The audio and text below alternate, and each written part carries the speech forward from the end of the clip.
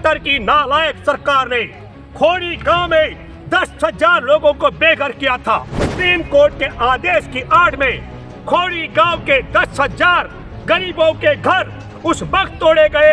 उसमें खट्टर ने नहीं देखा कि ये जो बुलडोजर चल रहा है ये हिंदू का घर है कि मुसलमान का घर है, सिख का घर है कि ईसाई का घर है या हिंदुत्ववादी चिंटुओं का घर। नूह के अंदर 250-300 जो आपने देखा होगा वहां पर आजीविका के जरिए दुकानें और घरों पर बुलडोजर चलाया और क्या कहा खट्टर सरकार ने कहा हमने इतनी एकड़ जमीन को कब्जे से मुक्त करा दिया। तो मालूम होना चाहिए मिस्टर खट्टर कि सुप्रीम कोर्ट के आदेश के बाद भी अभी तक पिनेकल टावर जैसे खड़े हैं।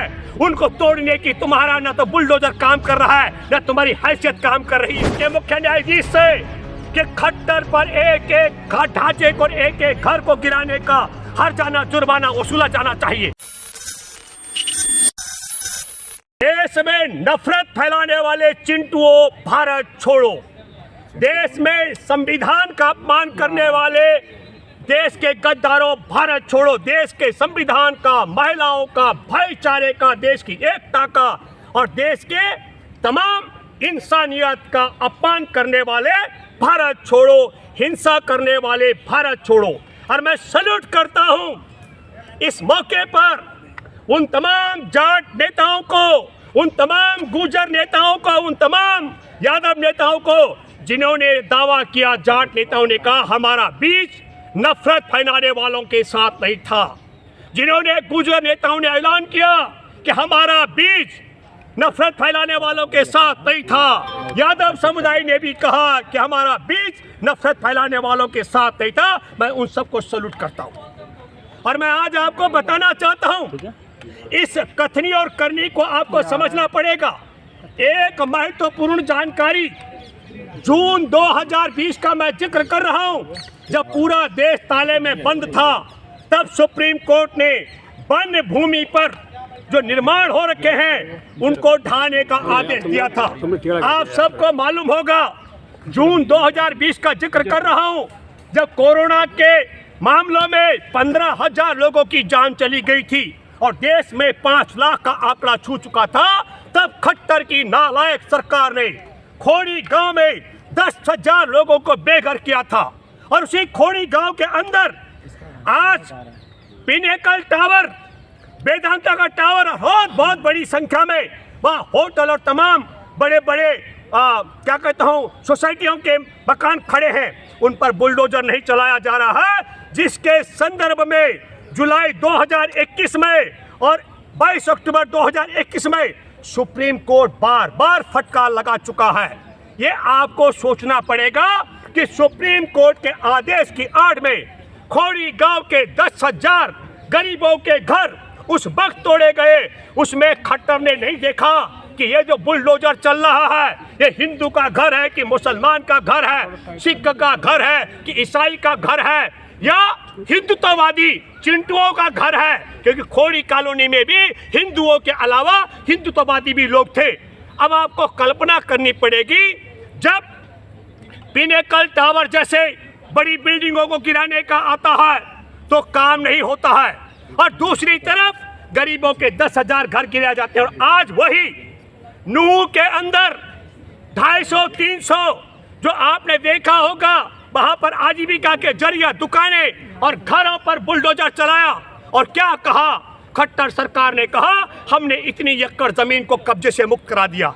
तो क्या मैं ये मानूं कि देश की आजादी के जंग में 1942 में अंग्रेजों भारत छोड़ो के दौरान जो आज 8 दशक पूरा हो चुका है और हमारा देश अभी अमृत काल में प्रवेश कर चुका है, तो सरकारी जमीनों को खाली कराने के लिए पहले आप धार्मिक यात्रा में अपने हथियारबंद गुंडों को खड़ा करेंगे भाड़े के, जो वहां पर आग लगाने का काम करेंगे, फिर आप दंगे कराएंगे और दंगे कराने के बाद आप बुलडोजर चलाएंगे। क्या देश ऐसी दशा में पहुंच चुका है? अरे आपको मालूम होना चाहिए मिस्टर खट्टर कि सुप्रीम कोर्ट के आदेश के बाद भी अभी तक पिनेकल टावर जैसे खड़े हैं। उनको तोड़ने की तुम्हारा ना तो बुलडोजर काम कर रहा है ना तुम्हारी हैसियत काम कर रही है। लेकिन गरीब के घर चाहे सुप्रीम कोर्ट का आदेश हो और चाहे नूह में बिना गैर कानूनी तरीके से किसने अधिकार दिया।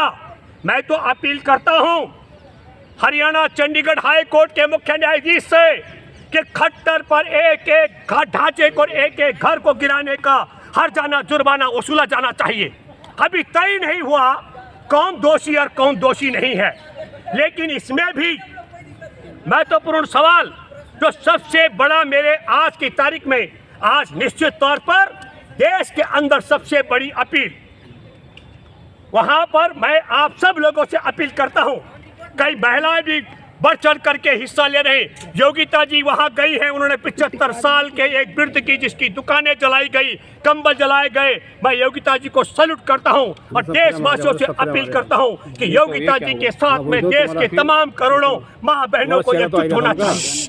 और मैं वहां के हाई कोर्ट में जिस मसले को सुन रही है, ये गैर कानूनी कार्रवाई की गई है, इसको सोचना पड़ेगा। अभी भारतीय जनता पार्टी से जुड़े हुए एक कार्यकर्ता ने पूरी पोल खोल करके रख दी। जिस तरीके से रामनवमी से पहले मैंने दावा किया था कि उत्तर प्रदेश और गुजरात में दंगाई हत्यारे बलात्कारियों को रिहा करके रामनवमी के दिन दंगे कराने के लिए उससे पहले तलवारें बांटी गई थी, ठीक उसी तर्ज पर इस समय वहां पर जहां देश की आजादी की जंग से के लेकर आज तक कभी भी भाईचारे में कोई खटास न आई हो, वहां दंगा और पंगा कराने का षड्यंत्र करने के लिए पहले तलवारें बांटी गई। आपके माध्यम से बताना चाहता हूं कि भाई आरएसएस बीजेपी का एक नेता बिट्टू बजरंगी वहां मंदिर में जा रहा था और ऐलान कर रहा था कि दामाद आ रहा है। उसने धर्म का अपमान किया। क्या वो शिव जी का दामाद है? क्या वो यात्रा करने शिव जी के मंदिर में जल चढ़ाने के लिए जा रहा था? तो शिव जी का दामाद अगर उसने अपने को बताया तो खट्टर और मोहन भागवत तुम देश को बताओ कि क्या तुम्हारे गुर्गे, तुम्हारे गुंडे देश के साथ गद्दारी करने वाले और हमारे देश में दुनिया में जो शिव का बहुत बड़ा सम्मान है उसका अपमान करने का षड्यंत्र किए उसको उसका दामाद बताने के लिए, या वह शिव के नाम पर नूह के मुसलमानों से कह रहा था कि मैं तुम्हारा दामाद हूं। तो मैं नूह के मुसलमानों से अपील करता हूं, वो तुम्हारे में से कौन ऐसा व्यक्ति है जो मैं कहता हूं काफिर है, जिसने जा करके बिट्टू बजरंगी की सास के साथ में संबंध बना करके बिट्टू बजरंगी की पत्नी को जन्म दिया?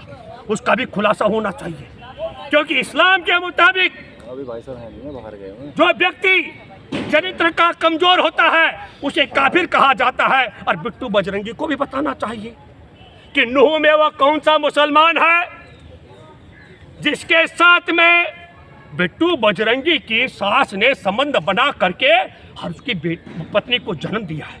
ये बात भी साफ होनी चाहिए।